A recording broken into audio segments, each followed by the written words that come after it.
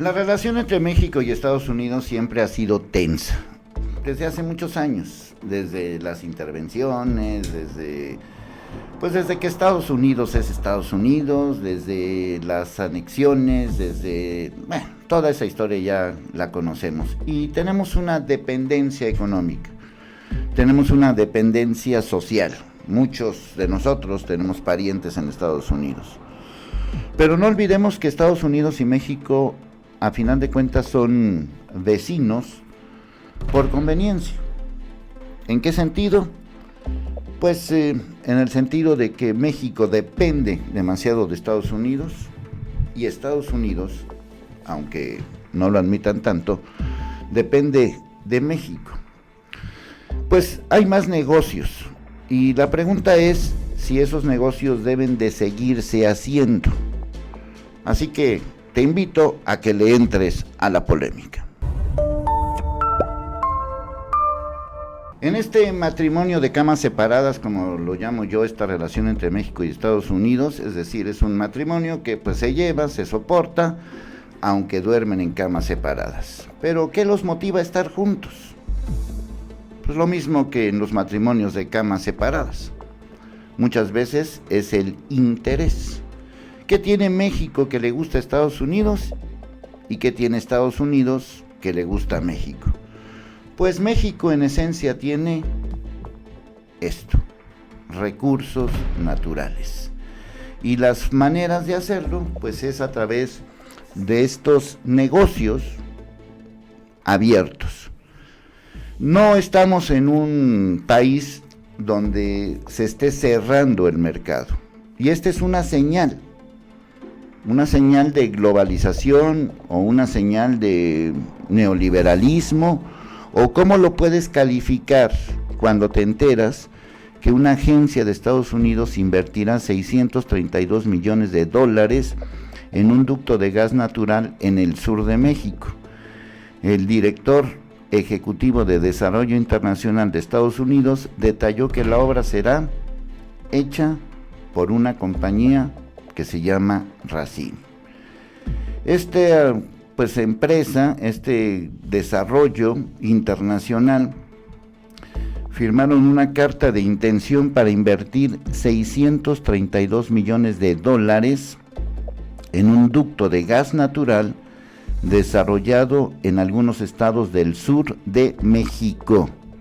Marcelo Ebrard y Christopher Landau, que es el nuevo embajador, atestiguaron este acuerdo que buscará explorar oportunidades de inversión por parte del sector privado y fomentar el desarrollo, ojo, en el sur del país. Esta inversión atenderá Oaxaca y otros lugares alrededor. El proyecto estimulará el crecimiento económico en esa región, respondiendo a las crecientes necesidades de energía y apoyando el desarrollo del sector privado en la industria del petróleo y gas. Esta inversión es esencial para promover el desarrollo de comunidades prósperas, estables y seguras en todo México, por lo que el oleoducto fomentará el desarrollo en el sur del territorio mexicano, que fortalecerá la seguridad energética y facilitará el comercio. Mira, sería cuestión de rascarle y de buscarle históricamente este tipo de frases. No ha pasado, y quiero ser muy enfático en esta parte de la historia. No ha pasado.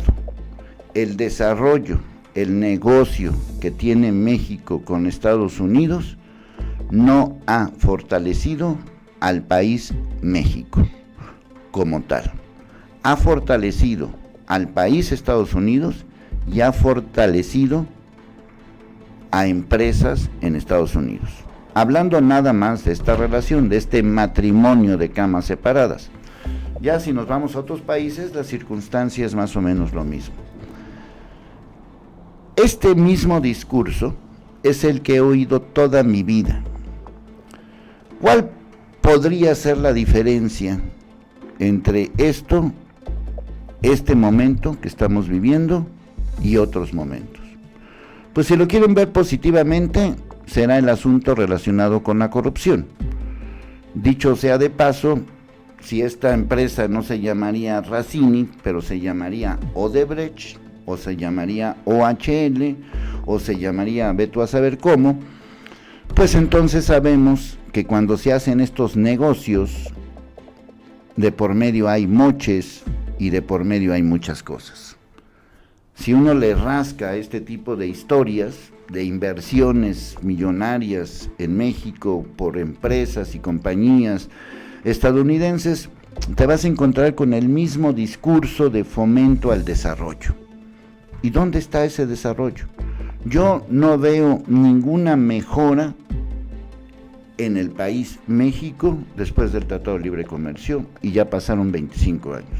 O sea, hablo del país México, no hablo de ciertos millonarios, ni tampoco hablo de ciertas regiones, hablo del país México, que uno diga, pues qué bueno que estamos en este negocio.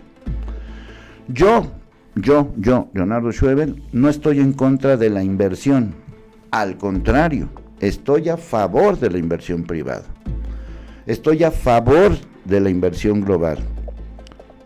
Pero este discurso de desarrollo, de fomento al desarrollo, yo no lo he visto. Lo que sí he visto es corrupción. Lo que sí he visto son políticos enriquecerse. Lo que sí he visto que se les dan pocas oportunidades a los productores mexicanos. Seguimos con este discurso, dice, esta agencia es nueva y moderniza las acciones que venía realizando la Corporación de Inversión Privada en el extranjero. La renovación de la agencia le permite invertir hasta 60 mil millones de dólares en diversos proyectos alrededor del mundo. Bueno, si tienen 60 mil millones, el 10% son 6 mil millones y el 1% son 600 millones. Es decir, estamos hablando del 1% de esta agencia que tiene 60 mil millones. Aquí dice que la DFC, como se llama esta agencia de inversión, tiene más recursos y flexibilidad para invertir en regiones prioritarias como América Latina, y esta agencia moviliza capital privado para invertir en proyectos que crean empleos, otra vez el discurso, oportunidades en mercados emergentes mediante diversos proyectos como la construcción de infraestructura, expansión, acceso a las telecomunicaciones y provisión de financiamiento para pequeñas empresas. Yo lo que quiero saber es si este discurso, estas frases ya hechas, ya manipuladas, ya tantas veces oídas, van a convertirse en una realidad. Estoy de acuerdo y lo defiendo a capa y espada. Quien da trabajo son los empresarios. La inversión privada y la inversión pública, la inversión privada y la inversión extranjera, privada nacional, privada extranjera, debe de hacerse, punto. Pero, ¿a expensas de qué? Lo que hemos vivido en los últimos 25 años, a partir de la apertura del Tratado de Libre Comercio, son más mercados extranjeros, pero nulo desarrollo. Yo conozco muchas regiones del país y conozco la realidad de la pobreza que hay en este país. Y puedo ver y constatar, y lo he atestiguado, porque yo no soy un periodista de escritorio, sino que he viajado por muchos lados, y me consta la riqueza de muchas empresas, nacionales o extranjeras, y la pobreza de la gente. Marcelo Ebrard dice: nosotros vemos con mucha simpatía y agradecimiento trabajar con Estados Unidos. Tenemos un curso de plan de inversión en 2 programas, Sembrando Vida y Jóvenes Construyendo el Futuro.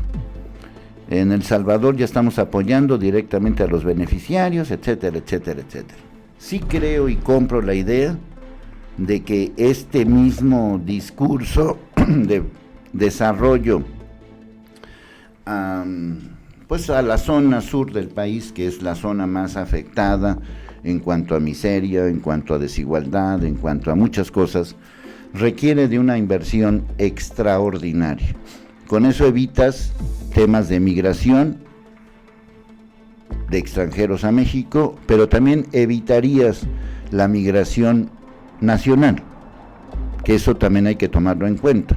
¿Cuánta gente de todas estas regiones viajan a diferentes lugares de México porque están huyendo de la pobreza, de la violencia, de las desigualdades y de muchos de estos grupos políticos, autogobiernos, y también tengo que decir los grupos religiosos que tienen a estos lugares del país, Oaxaca, Chiapas, algunas zonas de Tabasco, inmersos en muchos de estos desequilibrios económicos. Lo dejo así, lo dejo en este sentido y lo dejo así como una reflexión, en el sentido de que este mismo discurso lo oí cuando fue lo de el Plan Panamá, lo oí cuando fue lo de Odebrecht, lo oí cuando... Es el mismo discurso, yo hablo del discurso. Estamos esperando que este mismo gobierno, el actual, no cometa los mismos abusos que el anterior. Y esto no es nada más dogma de fe, se tiene que demostrar. Bueno, ahí te dejo este mini dato para que juntos entremos a la polémica.